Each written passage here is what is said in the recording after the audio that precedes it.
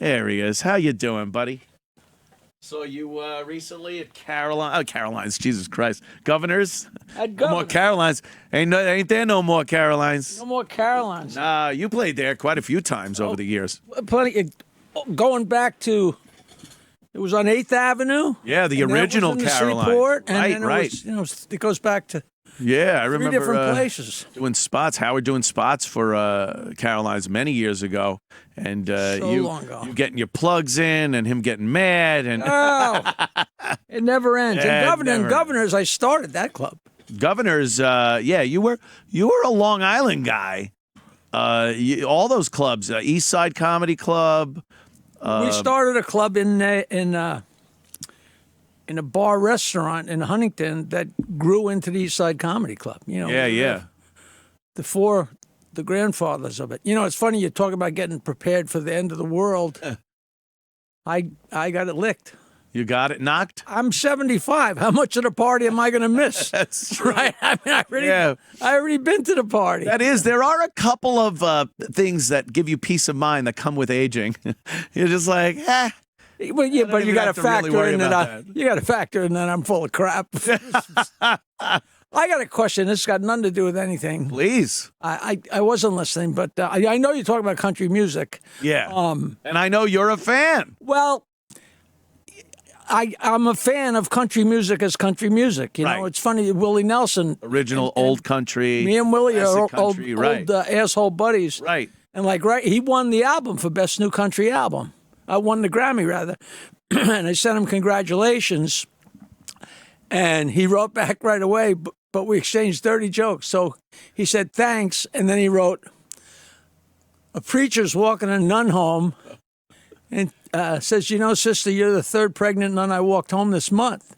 And she said, I'm not pregnant. He said, you ain't home yet. He's like 90.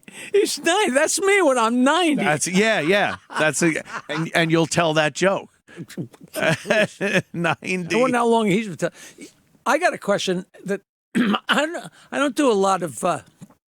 It never comes up. How many times has it happened to you? Because you're talking about girls and hot girls and everything. Yeah. But not even girls, guys too. God bless me for saying this. But how many people? And somebody named it. Michael McKeon named it. When you have a completely different idea what somebody looks like with that fucking mask on. Oh, yeah. The COVID, the mystery of the COVID mask. And then, it's, what did they, he coined it just perfectly. It was what is the ugly girl? Flatter face, butterface. Oh, butterface. Half a butterface. Half a butterface. Because they look so good, and then they take it off, and it's like, Yeah. no, put it back on. I swear, I've been Did that happen to you? plenty of times. I've almost gotten to the point. I wasn't quite brave enough, or maybe drunk enough, to walk up, and I wanted to say, could I please look at the bottom half of your face? You're very pretty. I just want to see what the rest looks like. And then you think there might be like the Star Trek Kobayashi Maru. Might be the no-win scenario. You pull it down, and then what do? You go, yeah, okay, put it back. Because you're looking at somebody with a mask on. I feel like I'm looking at them. Yeah. How much surprise is got it? eye contact. There's a lot of surprise. Lot. And guys, too, not good looking or bad look, they just look so different because of the shape of your jaw, they're missing a tooth, Yeah. And Italian girls, it's the nose and the mustache can be covered up. Well, a lot of times with Italian girls, the mustache sticks out of the side. What was that? There used to be an old joke about Italian girls, like, oh, the lovely black gloves, and it's like, I'm not wearing. I forgot what the joke was. Yeah, the long black hair on each arm. Each arm, yeah. It's so funny, Jackie. Long black hair streaming out of each nostril. Those And every time she sneezes, they crack like a whip. Those classic jokes that I know, I remember, and obviously you do, from growing up, there were just staples. They were like Italian jokes. It's the hair. It's the grease. It's whatever. Yeah, and then Polish was just, you're stupid. Let me tell you something. When I grew up in the 50s and early 60s, and everything was Italian jokes, Italian jokes, Italian Yeah. jokes. And then I went to Michigan State. And everything, I never heard the word Polish or Polish joke. Really? In the early 60s. It was Polak when you know. But you never heard that on Long Island. And then I got to Michigan State and everything was Polish and Polak, but it was the same jokes. Right. And then you find out it's the jokes about the Aggies in Texas and the jokes about the Newfies. Right. Pick a target and put a bullet in the head, you know. Great fun. There was so many of them, though, that you told as kids. And it's such a, as guys especially, I don't know if girls did this, but you started telling jokes as a boy when you could speak. The second you learned a joke, you told it. So you were telling jokes 5 years old. You're telling your uncle a joke. Oh. And it was the greatest feeling to make a room full of people or one guy or your parents laugh when you were that age, and it never stopped. Who are you telling? I mean, Right? God, you know, it's so funny how little you know. There's a girl right now that's one of the head writers, like Saturday Night Live, but she came on the radio show because she was dating Max Ash from Sam Ash, the grandson or whatever. Oh, Jesus. And she said her and her brother, when they were like 9 and 10 years old, they were on the bus going to Jewish day camp, and they stole my disgustingly dirty joke book from their father. It was from their father's drawer, but they were young enough that they had no idea what they were reading. Not even, It was almost like the homework for everybody on the bus to go home and find out which. Decipher what these like a code. Right. Enigma machine. You need kind of a way to. You got to know what this joke meant. Yeah. I got sent. This is kind of off topic, but not really. I got sent to the office. There's no topics here, by the way. I got sent to the office, or I'm fucking up the conversation, however you want to say it. But I got sent to the office in 5th grade. Our teacher was Mrs. Ginsburg. And you're not going to believe this, but I got sent to the office for calling another kid in the class a bagel bender. Oh, because the Jewish kids had just started coming out to, Long Island from Right. Queens, and, when I was in first, second, third, whatever. And I called a kid a bagel bender, and I got sent to the office, and the principal said, "Why would you do that?" And I said, I had no idea. I didn't know what a bagel was. Right. I had no idea what a bagel was. I'm a Long Islander in 5th grade. Yeah. I just knew it was bad, and it wasn't bad. It was like As kids, you just don't know. You there are certain repeat and things. ask questions later. I did something that is terrible when I was maybe third grade, second grade, third grade. You know the sneakers that you used to get as a kid? They were just regular sneakers, sort of like Converse, but they had the rubber tip, the rubber over the toes, the little rubber tip. I took a pen and I drew swastika on it because oh, gee, I know, Jackie. But the only reason I did it is my dad was watching Combat the night before. And I saw one of the Nazi trucks, and I saw this thing, and I'm like, I just drew it on there. You thought it was a fun design. I thought it was, just what I didn't know what it meant. And I went to school, and my teacher goes, "What are you doing?"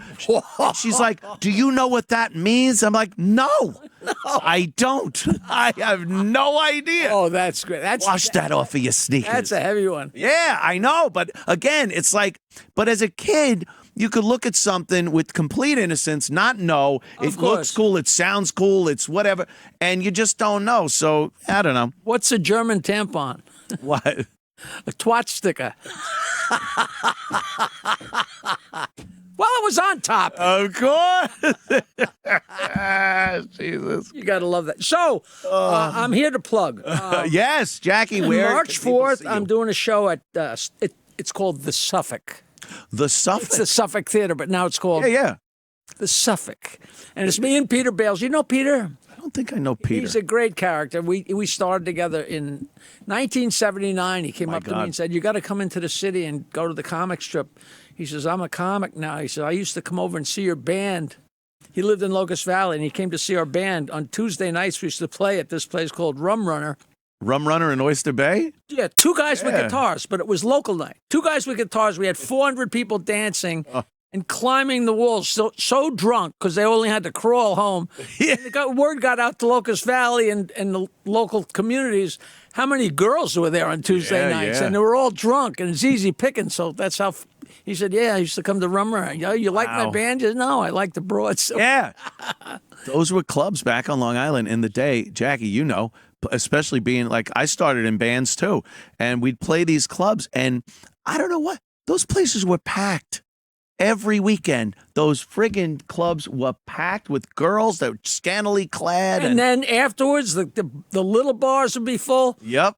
And it was so crazy. I went away to school, and we used to, at 2:45, we used to order a couple of drinks so we'd be backed up at the bar, you know, and defy ourselves to get home.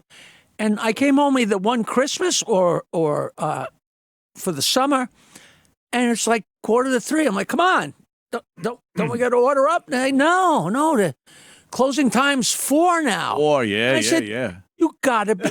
I said, came up with what that? politician said, listen, these guys have way too good a chance of making it home at 3 o'clock. Let's let them drink another fucking hour and kill them all, you know? I just couldn't It believe was, yeah. Now I go home through Oyster Bay, 11 o'clock on a Friday night, the places are empty. They're empty. I don't know what happened. I guess people got shit to do at home, or Reading the phone, nobody wants just to get they're on the laid. phone. They're playing video games. They're watching fucking shows on 80 different platforms. They should be out, not getting laid like we out, were. and then maybe making it home. The worst was driving home from the OBI way out there, the Oak Beach Inn. Oh, that was a hell of a drive. You knew the cops were just waiting on the sides of the road. You know, when it came to bars and drinking and everything, well, we did travel when we were playing, and it's a miracle we didn't die. Yeah. But a real lot of time, we just drank close to home. People like, I didn't know anything about the Hamptons or anything because we had Oyster Bay and we had the girls and we had the bars. There was no you were need. in an area that was good. Like Queens yeah. was jumping over us and going to the Hamptons, but we were just was staying local and getting crazy, you know. Yeah, there were a few places though that you had to go, like Hammerheads out in Islip. That was one of you had to go there. You wanted to see a good band, and then driving home, and you'd hear all the stories. Look out when you're in East Islip. Those cops, they're pricks. Right. Nassau County, oh, that was terrible. Don't ever Meanwhile, go to Nassau. How much of a no-brainer? If you want to catch kids with a DWI, you stand outside the bar and grab anybody at random. Did you have more than one drink? Yeah, on my way out, you fucking idiot. Yeah. They gave you a little more leeway. Everyone's got their stories of being probably not okay to drive. And Can you get this being thing told home? to get- Right. Just go home. Meanwhile, what if you killed somebody on the way home? Yeah, I don't know. I guess it wasn't the digital trail there is now. No, Back then, go home. Oh, he wrapped himself around a tree. Hey, I was in trouble. In high school, after I found I was accepted to college, they let you know right away.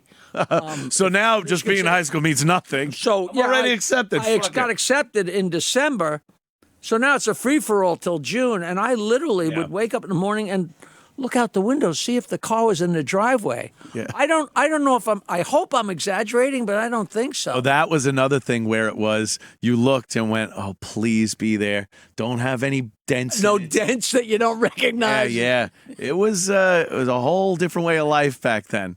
Whole different way of life. But you were saying you got plugs. Where are you going to be, Jack? I'm going to be at the Suffolk. The Suffolk, March 4th, Saturday night, March 4th. Me and Peter Bales. I haven't been there in a couple of years. Goddamn pandemic screwed up everything. Fucked everything up. Everything. I had a band going for a while, me and my brother. We had a Chili Peppers cover band. We were having fun with it. And we were doing also well. no place to play. No gigs, 2 years. And now, you get back and he's like, you want us still? I'm like, I don't. No, it was good. We were doing something, but now. For an entire year, I didn't step on a stage, not a gig. And I had an apartment here, man, a great apartment, 56 and 8th. For an entire year, I didn't step in. I never came into the city. Yeah. I'm paying rent. I'm payloading the money, and I'm like, and I had to give up the apartment. It's just such a heartbreak. I was at 51st and 8th. And the same thing. I'm like, I'm not coming in. I had the apartment because I would do Fox News programs. Gutfeld and Red Eye was going on at the time. And then COVID hit, and I'm like, I got no reason to come into the city anymore. I commuted to the Stern Show for like 15 years. Every day from Bayville, 4 o'clock. And the last year, I didn't know it was going to be the last year. I rented an apartment, and then I was off the show. Shit. But the thing was, I figured, let me rent an apartment, and that way I'll have an hour less drive either way, and I'll get some sleep. But little do you know, it's Manhattan. In Bayville, they roll up the streets at 7 o'clock. Right. In Manhattan, all that neon's going, come play, come play. So you wind up going to bed at 4. You're getting back to your apartment at 3, 4. You know, with stories that would choke a horse. But Right. What good is that when you're trying to get up? You wake up feeling like shit. No, I remember. That's what I had the apartment for. Really, a crash pad. It was like that apartment from Death Wish. Just perfect. Have somewhere to crash and hide my weapons. I used to say a place to lay your coat and hat and a few friends. Yeah. So I owe you a big thank you, which I probably have done already, but the documentary they made on me was ready the day the pandemic hit. Yeah. And, and we had been so lucky, Artie was going to be in the documentary, and then he had some unfortunate stuff with a bunch of different reasons. Yeah. And I was like, oh, crap, but the documentary took so long that he cleaned up and got out of the hospital. So he wound up in the documentary after all. Yeah. But then it's been on hold. And finally, we got distribution. And so I wish I could say a place now, but you think finally you get the thing distributed, I'm going to be able to tell everybody, no, it's going to be a couple months. People, still. I know. I keep saying, Ian, please, before I die, can I see it? Can I see it? Yeah. Don't put a fucking at the end. Right. Jokeman. Rest in peace. Right. In memory of the guy this is about. In memory of him. Fuck. That should be the name of it. In memory of him. In memory of. It's called Jokeman, and it's going to be, and everybody seems to like it. So we had a great time doing it. So fun, Everybody's saying nice things about me with their fingers crossed. Just great stories. Thank you for doing that. Oh, please. And anytime, Jack. You've been, this guy right here wants to say, why am I going to say it when Phil from Long Island, what's up, man? Anthony, Jackie, I can't tell you how happy I am that you took this phone call. First, I got to tell you this. It's really incredibly serendipitous, Anthony. So many times have I wanted to ask you where on Long Island you played, because I've been playing the drums and in and out of bands since fucking 6th grade. Oh, geez. So okay. Rum Runners and Hammerheads and, you name it. Cheers, Sparks. Who knew that Jackie was doing it, too? Jackie was a music guy very early on. We weren't doing the Hammerheads or any of those. You were at my father's place in Roslyn. But for us to do my father's place was a stretch because we were a little two-man group, but I would pull on Eppie's dick until he finally put us up there. Get a Tuesday or Wednesday night. Did you know that because of Eppie being such a cheap fuck is why I'm a comic? Did I ever tell you that story? I didn't pay enough to... My band used to get to play at my father's place once every 6 months. And it was such a big deal. Everybody we ever met, we'd say, you got to come. And we get maybe 300 or 400 people. But meanwhile, we're playing at a bar, and we're lucky if we get 60, right? Yeah. So we're at my father's place. So we go for a sound check, and we couldn't do a sound check because that cheap fuck booked the Gong Show auditions for ABC TV. Jesus. So I'm sitting there watching, and I see these two comics, and they sucked. And I'm like, I'm as funny as these guys. I could do that. And I went up to one of them, and I said, oh, how'd you get to be a comic? He said, simple. I had cards printed up. And he hands me his card, Richie Minervini. Oh, Minervini. Betty Boop Productions. His manager was Patti Smith's mother or some crazy, and he said to me, Patti Smith was, and he said, "Come to Richard M. Dixon's White House Inn," because he stayed and watched our show, and he laughed. Richard Dixon? No, Richie Minervini. Oh, okay. He stayed at my father's place and watched our show, and me and him have been asshole buddies ever since we started the shows at Cinnamon that grew into East Side Comedy. East Side Comedy, yeah. He's still a delightful character. Oh, yeah. I've known Minervini. Well, we only played the little tiny play. We were too loud for wine and cheese because we're dirty and filthy and loud. But we weren't loud enough for one time we were playing the happy hour. like from 5 o'clock till 7:30 or something like that in the Hamptons. 6 beers for $1. You know, the crazy shit. Yeah. I think at the Mad Hatter we're playing. Mad Hatter is Stoonie. We Oh, get my done, God. and we Yeah, we're just another getting one there, done, Phil. and Yeah. This group, Baby, their truck broke down on the Jersey Turnpike. They're not going to make it to the gig, and they tell us, "You guys got to go on." And it's like 800 people drunk and screaming, expecting this band. Waiting And for- here's 2 guys with acoustic guitars. I think we made it through the first song. We're the good old boys. Oh, man. Yeah, it's like fucking. Great fun. God, those bars. Yeah, Phil. Yeah, I remember all those clubs trying to book a gig, and then you guys are on after this band, and then you wind up going on at 2:30 in the morning. No one's there. Yep. It was packed an hour earlier. And they disappear. Oh yeah, then they all disappeared. It was just doing Long Island gigs, man. It was part of it, and it was fun as fuck, man. We had a Cadillac hearse.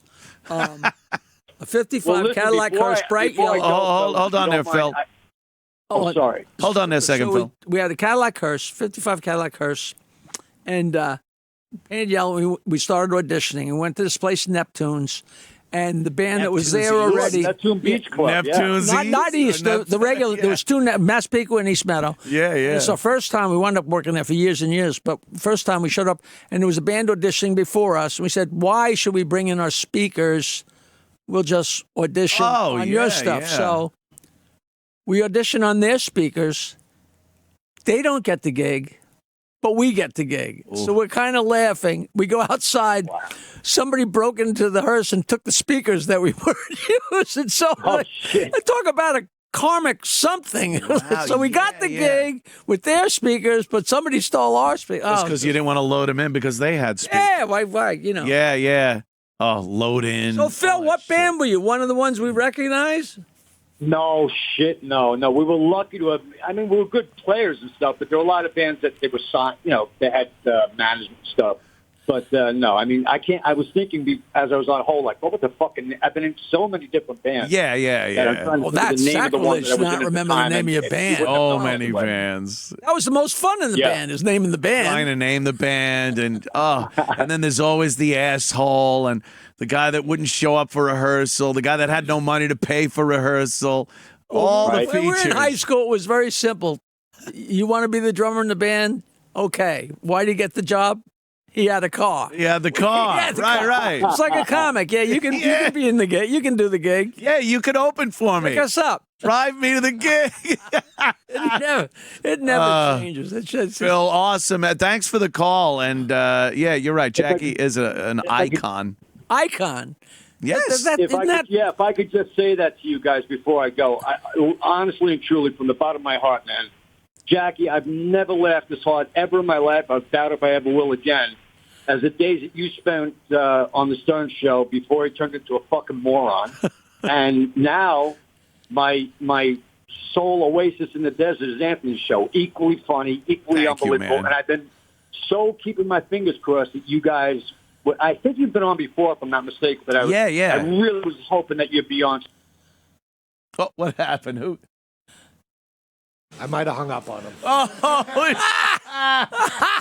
on earth? Oh, he wasn't saying Garrett was awesome. Were you afraid he was going to Garrett. say something nice, or afraid he wasn't going to say something? No, that guy, you was can all right. tell. Thank you, Phil. Phil, I appreciate it. Jackie appreciates it. I mean, you obviously from the Stern Show. I mean, please, you still, and you look great, Jack. You must get recognized everywhere. You know, I swear to God, less and less and less. Well, that happens over time. But And in my home, I live where I live in Bayville and Oyster Bay. I've known everybody People are anyway chill. for a long time. It's Gotcha. not like, hey, you. It's like, oh, you. Yeah. But I just got off the stupid train, and I was walking through Penn Station to come up the stairs, and a guy just walked up to me, not hello or who are you? He says, I gotta have one. Give me one. And so I told him a politically incorrect joke. Yeah. He said, come on, a guy goes to the dentist. Come on, give me a joke. And I said, okay, guy goes to the dentist, sits down, takes out his dick. And dentist says, what are you doing? I'm a dentist. And the guy says, there's a tooth in there. And I said, but you can't repeat that nowadays. And the guy walked away laughing his balls off, you know. Right. But that's just so fun. It's like, and he thinks I made his day.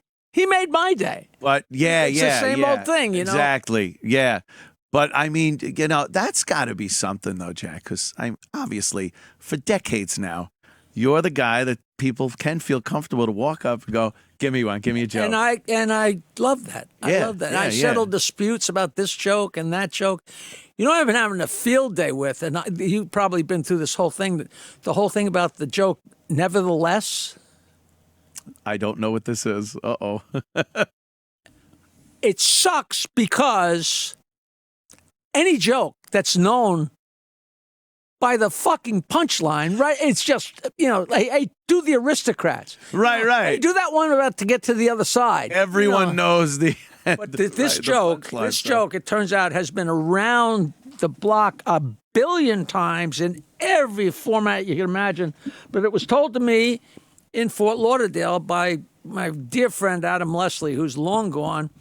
Actually, not by him, but the guy he was with. I think he's still out in Los Angeles, a comic magician whose name is Martin Lewis, which is funny right there. Funny, yeah. And so he tells this joke, and it turns out it can be in any format. But I was doing the Don King roast, okay? And of all people, the MC was Donald Trump. And it's my turn, and everybody is doing, you know, bing, bing, insult, insult. And I'm like, to myself, before I did this, I said, you know what, I'm Jackie the Jokeman. I'm going to go up there, and I'm going to tell a joke. No, not just bing, bing, bing. Not smart enough to realize this 2,500 businessmen that are drunk that have the attention span of a flashbulb. Now you got to do the setup. Not only do I do this, I lost them within the first 20 seconds. Sure. But then the punchline, I'm off mic, and I got to tell you a joke now. Yes. It's 1958 World's Heavyweight Championship, and the announcer comes out onto the ring, and the microphone comes down. Ladies and gentlemen, welcome to Madison Square Garden for the World's Heavyweight Championship bout. In this corner, the challenger from Sweden. In the black trunks, weighing in at 210 pounds, Mr. Ingemar Johansson. And in this corner, the champion of the world from the United States at 220 pounds, in the white trunks, Mr. Floyd Patterson. Before we begin the bout, we have to sing the national anthem, the lovely Kate Smith. And the guy sitting ringside says, Kate Smith, that fat cunt, she sucked every cock on the East Coast. And the announcer goes, nevertheless, which is priceless, right? Just priceless. So I'm telling this joke, and I'm so fucking stupid. Oh, shit. And this is the Don King roast, and this celebrity is wall to wall. And I go, and you said we have to sing the national anthem, the lovely Kate Smith. And instead of saying the guy ringside, I said, and the guy ringside, and I go ringside. Oh. And I go, Kate Smith, that fat cunt. And as I say it, I'm looking into the eyes of Dionne Warwick. Oh, no. I mean, she was 5 feet from my nose. That fat cunt. Oh, Dionne, I love you. It turns out that joke has been around forever and ever and ever in every That sounds like form. one of those. It's a classic. Classics. Like George M. Cohen, and now Mary McDonald's going to dance for you. Mary McDonald's a whore. Nevertheless, it's just great. It's just great. Dionne, did you see any horror in her face? Or You know, so much plastic surgery, she was frozen. Yeah, that's true. That's a lie. She didn't know. I think she was in shock, but not as much shock as I was after, you know, if you start a joke and you realize I'm stupid, instead of just stopping in my tracks and telling 10 one-liners, you got to finish. I took it to the end. But I did have a joke that went around the world on AP because I said, Don, they say that Mike Tyson's still pretty annoyed with you. Well, at least that's what he told me tonight when he parked my car. which is just a classic. That's just a classic. Just a classic. And you wouldn't believe his hair went like this. I think it was like that before. Oh, maybe it was. I'm not too sure. Jesus Christ. So much fun along the way, man. Oh, yeah. Plenty of shit. I mean, especially, I don't know, Long Island's got this kind of a great reputation for having comics and musicians, entertainers come out. I don't know what it is, being so close to the city. I have always, well, you know, the fervor and the craziness and the wonderfulness of Manhattan, of course. Yeah. But I have always blamed so much of it on the salt water and the salt air. I think that just makes, you know, it's no accident that sailors are horny. Of course, it's got something to do with being trapped in a boat for your whole life. That could probably. The salt air and, you know, and there's so many guys and so many people and so many, you know what's amazing? You know, we got lucky. You know, you're very talented. Sure, We're please. talented, but there's lots of talented people didn't get lucky. Yeah. There's guys that sucked 40 years ago. They're still doing it. I don't know They how are that. still, you know, you see them, I right? don't know how that works. It's some mystical mystery. You think that you're Yeah. in a time warp. That's got to be his son. you know? Yeah. His son. Jesus Christ. Oh Yeah, same thing. Still doing it. And, you know, God bless them. What are you going to say? Hey, you know, Good for them. I don't know if you ever saw this, but Jimmy Carter is on his last legs, and you know, whatever anybody ever thought, there's no denying what a great man this guy is. Charitable guy, good-hearted, of course. When I started in comedy, one of the things, there weren't that many gigs, and a lot of times to go to a gig, you would meet the guys at the Improv, and get in a car and drive to the gig, and then I became the guy with the car, and I would bring the guys from Long Island to go. And there was a place called the Jade Fountain on Route 17, I think it is. A big Chinese restaurant of all the obnoxious places. But this guy, Hal Ennis, had Hal Ennis's Comedy Caravan, and he gave so many guys work. He put like 12 people on a show. Wow. And there's a famous story in my book about driving Eddie Murphy home from that and stuff. And when I put out my CD called Hot Dogs and Donuts, I got on the Politically Incorrect with Bill Maher, and he gave this glowing review or pump to the CD, and I'm like, but that, you know, I was thrilled. And then when the show's over, I walked over and said, "Hey, Bill, not for nothing, I know you never even took it out of the fucking plastic. Why such a great review?" He says, "Well, it's the least I could do for the guy who gave me a ride home from my first out-of-town gig." His first out-of-town gig was this Hal Ennis's Comedy Caravan. But this guy, Hal Ennis, was a showman. And before every show, he dragged his sound projector and a screen, and he showed the same fucking movie before every show there, and he produced shows all around. And it was the first claymation. And it's Jimmy Carter. But it's a music video to Georgia by Ray Charles. And Jimmy Carter's in claymation, and he goes on a date with the state of Georgia. It's the most, if you guys out there Google Jimmy Carter, claymation, I think it's actually called Jimmy the Sea. And it's just a wonderful thing. So in homage to him, everybody go to look at the fucking thing. But it's so funny because he's holding hands with the state of Georgia, and he buys her a drink, and when he turns his head, she throws a drink over her shoulder like that. I get so sick of yelling at club owners because all you do is you come across as a know-it-all jerk piece of shit. Like, don't play 12,000 decibel rap music before a comedy show. Don't play 14 clips of the funniest people in the world, their funniest 20 seconds in their lives. You know, Robin Williams, Bob Hope, and then scream, "Are you ready for a comedy show?" God, I've seen this. No. By the way, that's every comedy club. When me and Nancy ran Governors, I played the greatest music, you know, like not loud, like but the Eagles and Judy Collins, blah blah blah, and then the lights would go out, and I played the William Tell Overture. And at the height of the William Tell Overture, the spotlight came on the microphone. It was like it was a comedy show. Yeah, It was yeah. like, yeah. You know, like You're getting built up for comedy. Fuck, I walked into Chuckles one time. They were playing the radio. The radio was on. no. Like, Jesus Christ.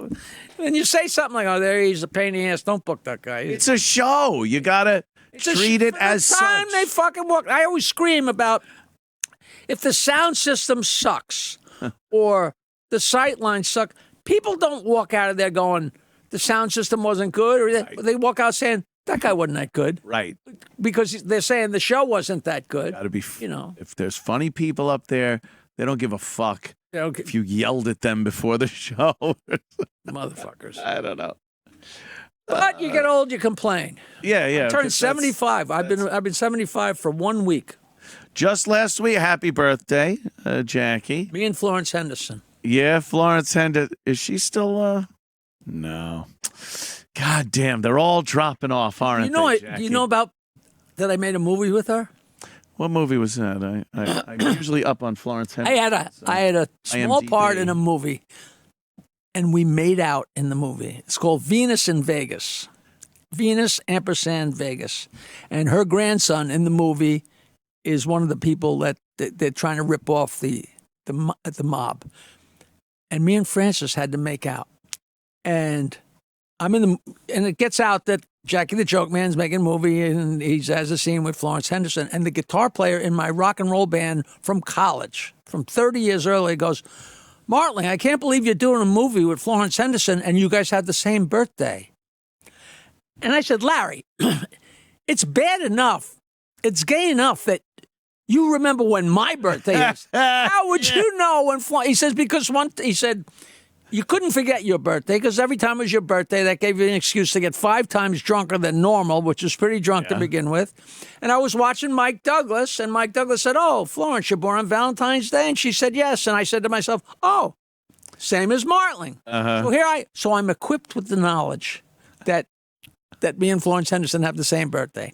We did so good together, they put me in an extra scene, fly me out to the Palms Casino, and we're going to do a scene. And her road partner in the movie is Sean Penn's mother, Oh, right. Yeah. Eileen Brennan. Yeah. So they're road partners, and we're about to do the scene, but it's a regular casino, the Palms Casino, so we're behind a curtain, so nobody mobs these 3,000-year-old people. So Eileen Brennan's sitting here, and Florence Henderson's sitting there, and I'm sitting there, and they give us a touch-up of makeup, but we're sitting there, and it's a pregnant elephant in the room. Yeah, I mean, where's the conversation going to go? And here's my opportunity. And this is me entering big-time show business, okay? I go, Florence, we were born on the same day. And she goes, really? You were born on Valentine's Day? And Eileen Brennan goes, oh, Sean was born on the same day as Robert De Niro. And Florence Henderson goes, oh, how is Bobby? And I said, yeah. How is Bobby? I said, I'm in show business. How is Bobby? You're one of the people. Yeah, you call Robert De Niro Bobby. How is the Bob? Chuck Heston. Shit like that. Oh, one of the comics did a movie. I think he had a 5-second scene where he's in the back of the crowd with Dustin Hoffman. And he comes back and says, yeah, well, I had a great time with Dusty. Oh, no. And I said, I'm sure there's not a fucking person on the planet that calls him Dusty. Dusty. Unwarranted familiarity. Yeah. To make yourself kind of seem like you're in on the whole thing. Oh, I felt so cool. Here you go. Look, they're Big good. perfecta, and she is hot. Come here. Daddy got a hose for mommy's butt. Maybe trifecta. Holy shit.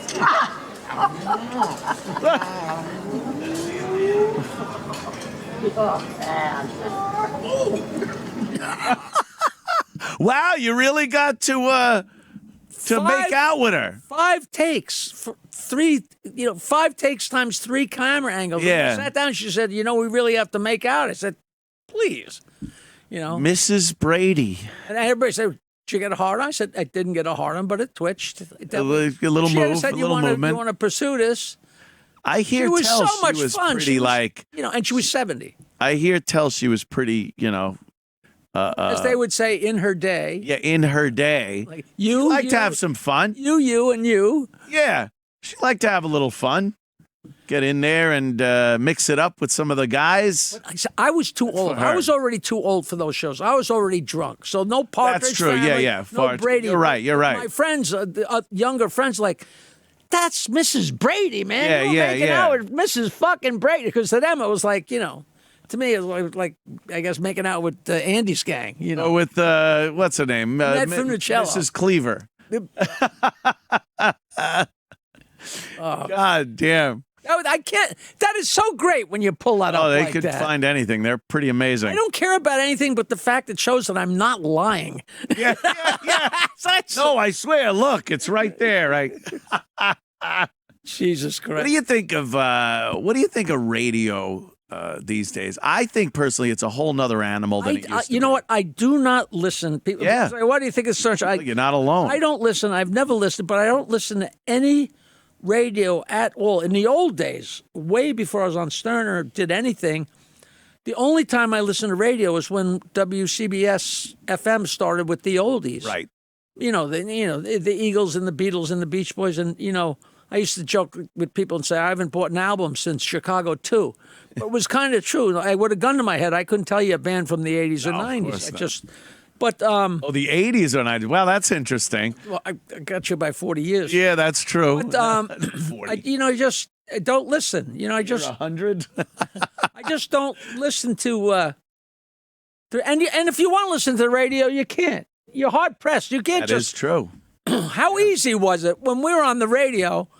You want Opie and Anthony? You want Stern? Click. Yeah. We're right there. Fucking click. No wonder everybody's listening. And everybody's up in arms. He said something dirty. You want to get rid of it? Click. Yeah, there you go. But there was nothing better than driving along, and it was funny because I'd be driving along on days when they were playing best of, but I wouldn't be listening. And you see people, you see the heads bobbing. Oh, yeah. You see the heads bobbing, which is You'd so know when people were listening to you or, the greatest thing that ever happened. I got to be very good friends with George Clooney's personal assistant, Amy Cohen, and I went out to Los Angeles, and she showed me around the Warner Brothers lot. And we walked through the ER set and walked through Central Perk. I never watched that show, but I was still excited. Yeah. And they were making the movie The Perfect Storm, and they had a huge tank for the sinking of whatever the Andrea water. Gale. It was whatever up in Massachusetts. Massachusetts, and we're walking along, and we get to this trailer, and I hear my laugh. Oh, shit. And then I hear two women laughing. Like, what the fuck? He said, come on, you got to meet the girls. I went up, and it was Gloria Rubin and Juliana Margulies were listening to the best of Stern, and they were howling, listening to us laugh. And I couldn't have written that. And they both gave me a great big hug, and they was excited to meet me as I was to meet them. I'm like, pinch me. This ain't going to last. And it didn't. And it didn't, by the way. Yeah, let's quit. I had enough of that.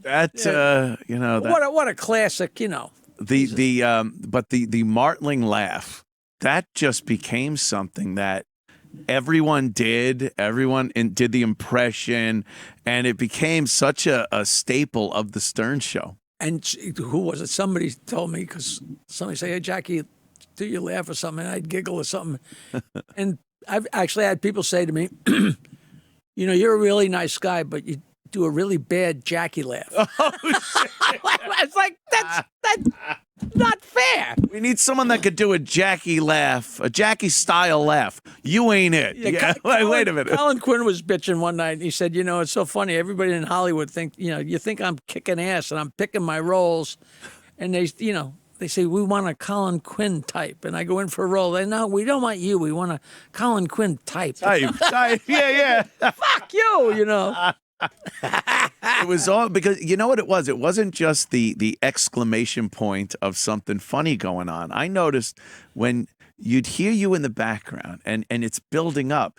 Someone, because you knew what the fuck was going to happen. It kind of Saw teased. something, right? It Right. teased It lit it. the fuse. And lit the you're fuse. sitting there laughing because off mic you're hearing, Like, here it comes. yeah, and you're like, oh fuck, what's here it comes, It was such a great dynamic there, man. Super fun. Unsurpassed. I mean, fun. And, obviously you get people that go, the Artie years were the greatest years, and the Jackie years were, but those. I get emails like the show got good when you left. You know, Yeah, well, of course. You're always going to get You're always going to get that shit. But, and for how much, believe me, I love Artie Lang, and I think he is so godfuck funny. But those earliest years with you guys, that core, the lack of resources and support and shit, you couldn't have found a better show. It was so an uphill fucking battle out there. with 5 or 6 crazy And soldiers. that came through. That was, people knew that. It was They were rooting all for an one and underdog. one for all because it had to be. Yes. You know. I mean, just don't see that. Everybody, but there's still people that have no idea, there are people that have no idea that I ever passed him a note. Yeah, I was at no. I was at the Iridium to see some decent act, and I was by myself. So they sat me across from some guy, and we started talking. Blah, blah, blah. Oh, you on the Stern Show? Blah, blah, blah. And this guy was like a cameraman, or he was in the business. He worked at NBC. I mean, he was in the trenches. And I started telling him what I did. And he was flabbergasted. Like, how the fuck could you not know? But it's like, if you know that Johnny Carson is reading his monologue, you can watch his eyes Of course. Yeah. along the way reading the Back cards. then it was literally. But if you didn't know that, you would never know that. Yeah. But once you see him, you can tell where he is in a monologue by where his eyes are looking. But until you know that, you don't know that. And Yeah. nobody gives a fuck. You want to laugh at Johnny. You don't care where the jokes came Exactly. from. Johnny was hilarious tonight. Yeah, That's right. it. The right. Johnny That's- Carson show. The Tonight Show was funny. You're part of it. That's it. It was so funny how nobody cared about what went on. And then all of a sudden, here's the Larry Sanders show. And that's all anybody cared about. Yeah. It's what went on behind. That's what went on. Yeah, the behind the scenes. I don't care about what's going on the show. I want to know what the writers are saying and the producers in there and they're I arguing. just went back Right. and started watching those again. They're They're really funny. My skin crawls when Hank does anything. Just when he walks in the room, my skin It's crawls. so embarrassing. And he just never misses a trick, Did you guys, with you and Howard, did you get into a rhythm where you knew because of what was going on and what was being said that all you needed to write were like 2 words? And he would. Yeah, but you probably didn't have to write verbatim every. No. It takes That's why I have every You probably note. got to the point where you knew exactly what you had to write. I have every note I ever wrote for him. Holy People like, wow, those jokes must be great. There's lots of things that You don't even know what the fuck it is. it's right? 1 word or 3 words. Not while I'm here, like thing. But the button, the absolute button that had to go. Right. And it was so funny because there were a When you lot get of on that kind of times, frequency a lot together, of yep. times where Fred would hear me because we got to a point where when I started writing, that gave Fred Norris, the other writer, an avenue to get to Howard. So he started writing stuff too. And I said, look, here's a pad and paper and here's a Sharpie, because he was writing little things. This is way in the beginning, writing little things in me. And I'm rewriting what he wrote.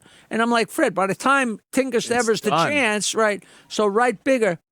In the course of the 15 years, it didn't happen 100 times, but at least 5 and maybe more. He handed me something, and I went and pointed because what he handed me was already there. Oh shit! And it happened one time, which I taped the 2 notes to my door, to my basement. This is so long, my old house, because Howard was talking about West Hempstead, and I wrote Zimbabwe. And I put it down, and as I put it down, Fred handed me a note. Zimbabwe. Both spelled perfectly. I said, you cannot make that Oh, up. that is fantastic. Zimbabwe. God damn. That's close. That is good. Yeah, yeah. Yeah, we were on the same. Yeah, all on the same frequencies. So you just knew that. That's what came with a smaller kind of a group. When you really start, and there are advantages to having a lot more people come into it and stuff. But then I notice when too much management gets involved, it really gets. I mean, the fight between the Stern Show, you guys, and management was legendary, and that because was part of it. It was Tom Chiasano, the general manager. It came from a million different places, but he was the lightning rod. He took all the heat. Yes. You know, when it got to where he was complaining too much about the censorship, they made him come in. He was sitting there with the second button. So if Howard didn't hit the button, he had a second button. They loved the buttons. Oh, my God. God. They loved the Garrett remembers. We were over at NEW at the time, and the buttons. There was a guy that we had at one point, swear to you, we had buttons in front of him. I had a button. Opie had a button across the console. We had another guy, the dump guy, with a button, and one more guy in a locked room because they were afraid we'd run in and pull him off the button. And the last-ditch effort was a key that a guy turned, and it started a Van Halen song at the transmit. Like, wait, just cut us off. NEW got cut off the air and went to a Van Halen That was a phone call from the governor. The phone call, yeah. Because they were so paranoid at that point. And that's when you knew, like, it's just a matter of time. They're really getting... And I've said this many times. I think thinking back to the FCC being the enemy of free speech and radio, it's almost nostalgic and innocent now. There were ways of working around it because now the enemy is outside. It's someone with a phone. It's somebody that didn't like what you said about transgender rights. The whole world is the whole world's the a rat now. FCC, right? Yeah, the whole world's an FCC, and those rules are even more vague than the FCC rules were. Yeah, I know. The FCC said, we can't tell you what's dirty, we just know it if we hear it. When we hear it. Fuck you. But I'll tell you, there was nothing better when we would get cited. Oh. He would always get cited. It was always something that I wrote. And Tom would come in and hand us a big thing from the FCC, but it would say what he said that we're getting in trouble for. Oh, yeah. And, and Shari Lewis and Lamb Chop gave... It was something about Sherry Lewis and Lamb Chop, the puppet, giving a hand job. I remember, but without saying that. But it was. But here it is. obvious. Lamb Chop and Sherry Lewis is in quotes on the FCC. Yeah, it's like it was just so fantastic. They were so much worse to read because they'd come to us and go, "Here's the FCC complaint," and it would have your initial A or Opie or something, and you're reading through and go, I couldn't have said this, but because when you're saying it, exactly, and it's in the context, it's sarcasm, it's humor, it's this. When you read it like a legal document, you're like, what insane person would say this? Man. Yeah. Oh, and one of them we got, maybe the first one he was cited for was Susan Berkowitz. Oh, right. Susan Berkowitz, her family created Archie comics, and she was a character, and they were rich, but she was in the helicopter in the days when they were really in the helicopter. Traffic copter. And he'd just say the rudest things to her, and Howard made a bet with her, like, who's going to win the World Series or something like that, and she lost the bet, so she had to sing a song. And we wrote a blowjob song. I remember that. To I Gotta Be Me. And there it is, written out. But it didn't, I don't know about a blowjob, I have to word it where people know you're talking about blowjob. I get down on my knees and do what you please. Right. But it's so hysterical. So hysterical. And then Tom's like, I don't know if you know this story, but at some point, and this had to happen wherever you were, all of a sudden, things were out of hand. There was too much sex, too much talk of sex. Oh, yeah. And people are starting to complain. And so they put out like a brochure that everybody that worked at the company had to read, and then they had to sit you down and have a talk. Yeah, and you had to sign off on it that you understand. You have to, right. Yeah. So Tom gets 30 of us in like whatever classroom it was. Oh, no. And we're waiting for him. And it's like at the front of the room, there's a television screen. And I took a... I got a pen. No. Let me see if I got a pen. They're setting themselves up for like it to be a third grade classroom. So...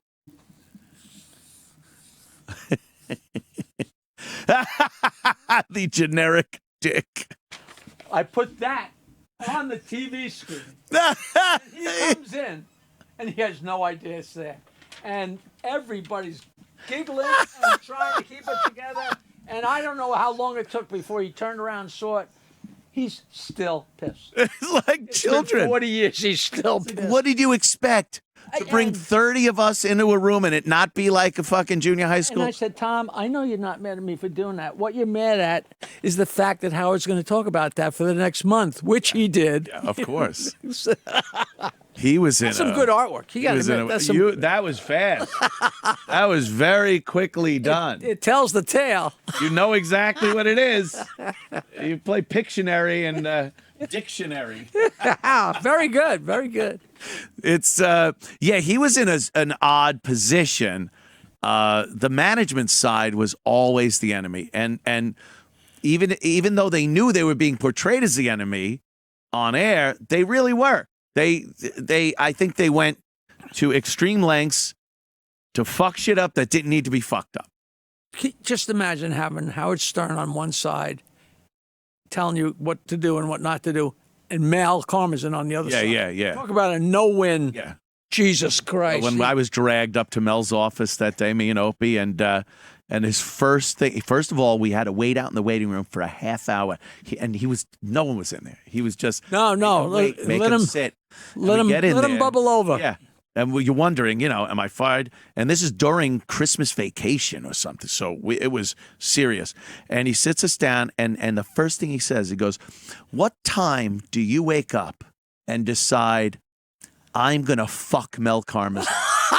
I'm like, there's no answer for it. He's not even saying, "Do you decide to fuck me?" I know you're fucking me. I just want to know what time it is when you decide to fuck me. Did you? When you're a kid, I don't know where you grew up, but Huntington. there's always Long a Island. yard. Somebody's got a yard, and you play baseball. Yeah. And, of course, there's the neighbors.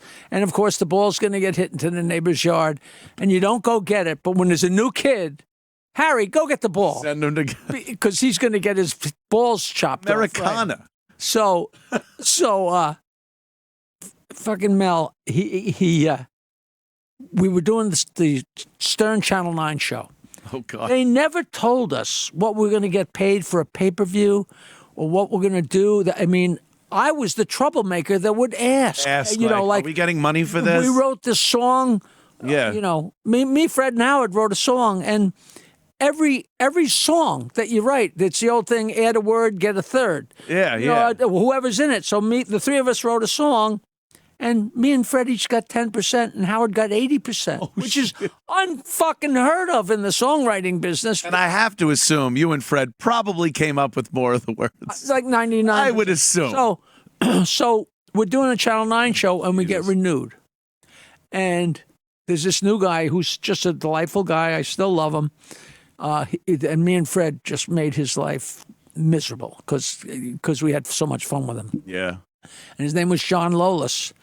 And we're going to do a pay-per-view. And we're talking about it, and I said, John, what are me and Fred getting paid for this? And innocently, he's like, I'll find out. I'll let you know tomorrow. Because in any other world, you're going to do a job. Of course. How much am I getting paid to mow the lawn? I don't know. Viable question. Next day, I get called to go see Mel. And I went into his office, and we literally left his office and went across the hall into an empty room.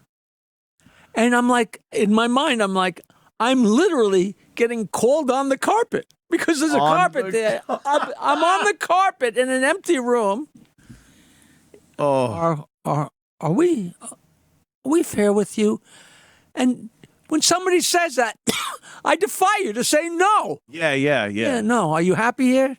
Yeah, Knew don't the we take care? questions to ask to just like that, like at the guy at the bridge, like asking the question about what African swallow flies. There was no correct answer.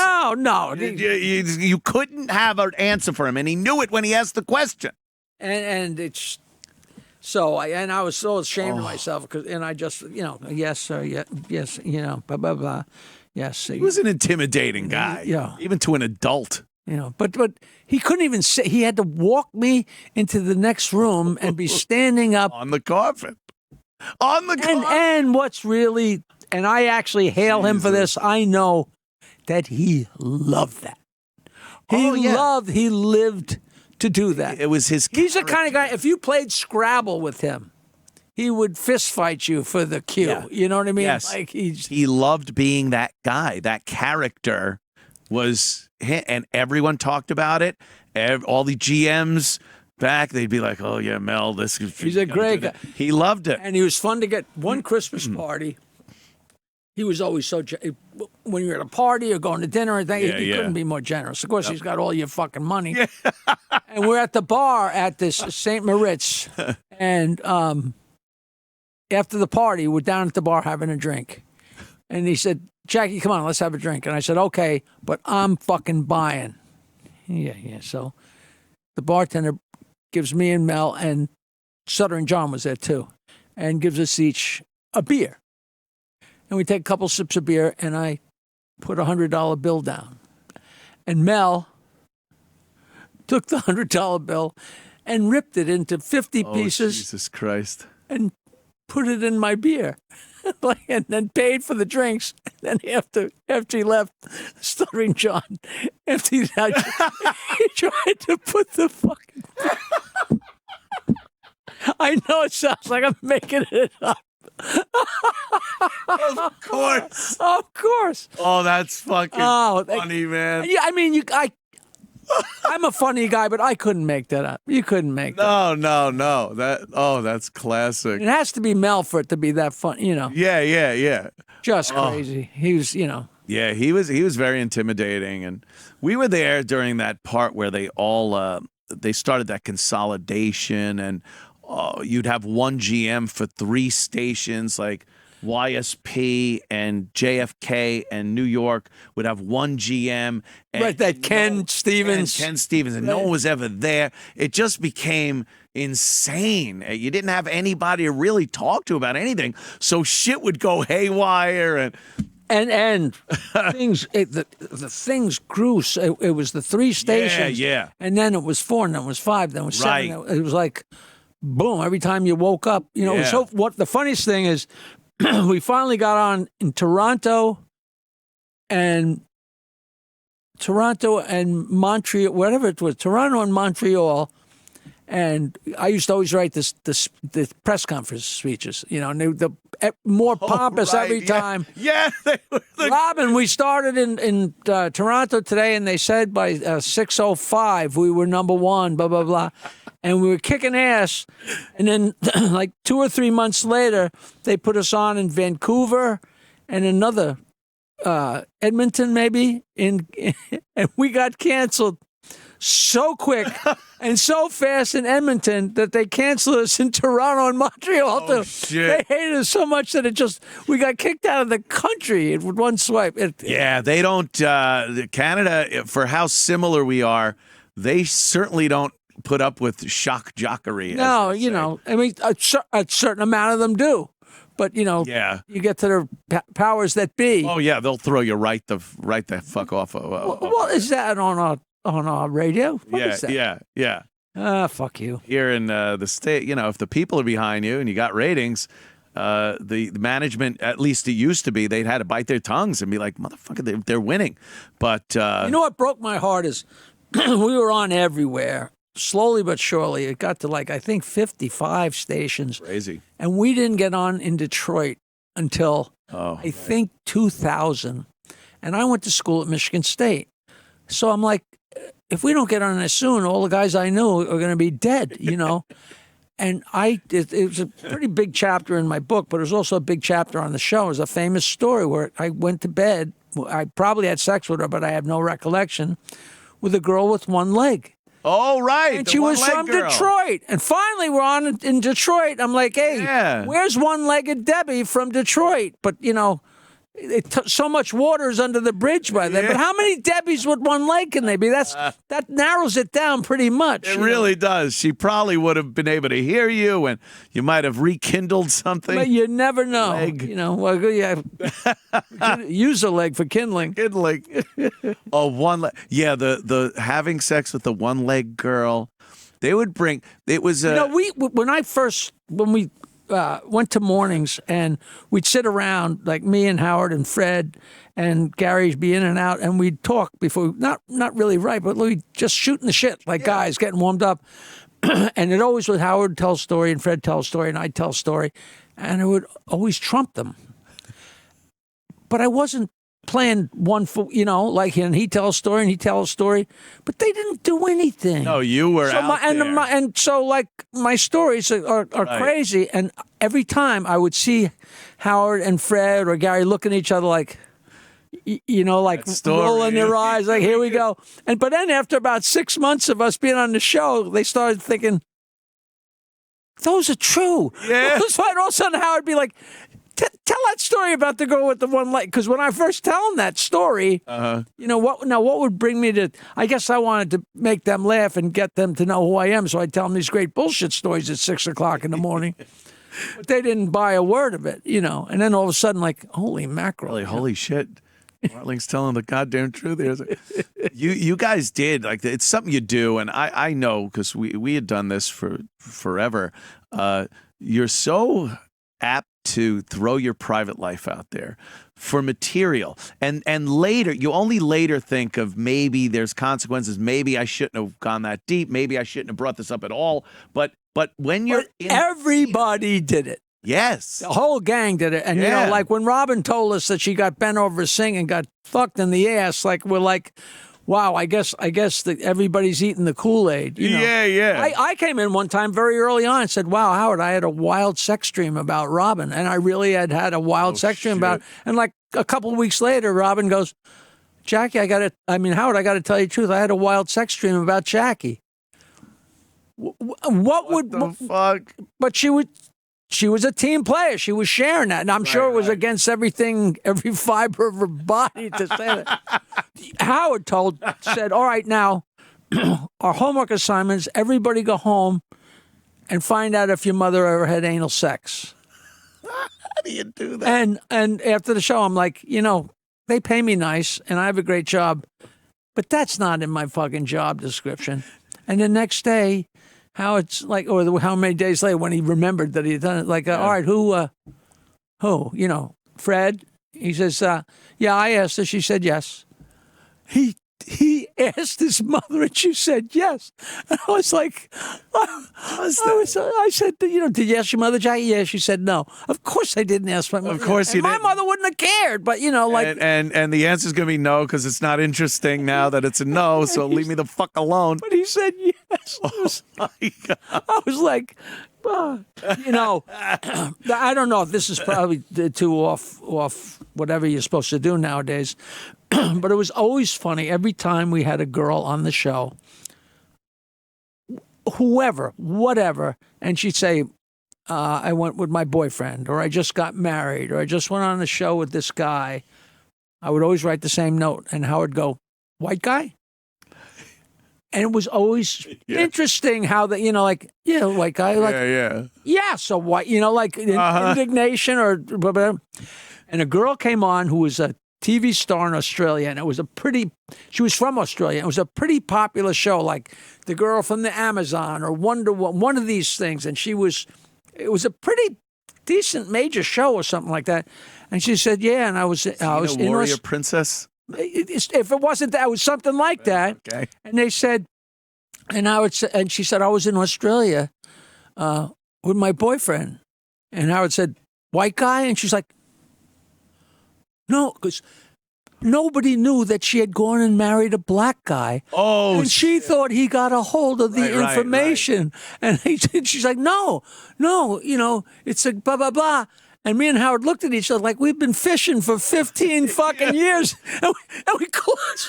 Now we don't know what to do. And it wasn't racist. It was just stupid. It's so funny to ask. Just Yeah, of course. Always that. God damn. Well, Jack, we're gonna wrap up. I love seeing you. When I hope you enjoy this as much as I do, because it please. never gets old. It's so much fun, dude. You like that guy said, you're iconic, but you're also just some fucking Long Island motherfucker. I'm a 75-year-old guy in the flows. Oh, and me and Peter Bales are doing Stand Up Memories podcast, which is, I decided to get a partner, and I didn't want to just sit and talk, so I got a partner. We did 25 shows before we had a guest. We had 40 years to catch up on. You got plenty to talk I about. got to turn off my mic. I'll never shut up. Plenty to talk about. Thank you. I love it, Jack. Thanks so much. I love this. I love this. And it's always good to talk to you and bump into you out on Long Island and catch up. I love it. How else am I going to corny and make you bring them? Not at all, man.